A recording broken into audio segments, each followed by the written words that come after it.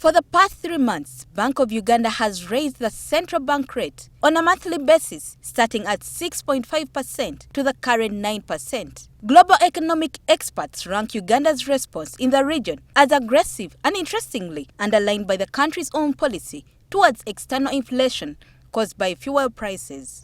But I think the point you would make about Uganda, which is pretty, not quite unique, but interesting in the African context, is that certainly the government here has allowed the rise in the world oil price to really play through, right? Petrol prices are high in Uganda by African standards because many other governments in the continent have chosen to subsidize them, right? And so what that does is that then means that transport costs go up, and therefore food prices go up. So it's not clear to me that there's an absolute shortage of food in Uganda, right? If I look around the markets in Kampala, they all seem very full and nice, right? And busy.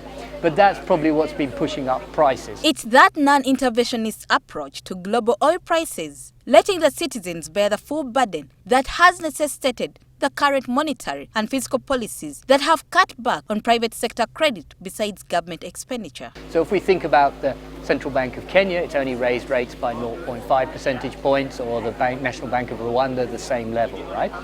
And I think that partially reflects a little bit that the Bank of Uganda historically has been very aggressive in sort of wanting to fight inflation. Uganda has a history of high inflation that has been an issue for it, and so the central bank is very concerned about that. And I think it also reflects a little bit that it may have in its pocket some other concerns. It may be worried a little bit about drought, and it may be worried about that on food prices. Projections are that the inflation rate for Uganda could go as high as 11% before it begins to respond to policy interventions, meaning that today, if it's at 7.9%, it will rise further, implying that Ugandans should brace themselves as the government may tighten the availability of money in this case. Rachel Nabisubi, NTV Business.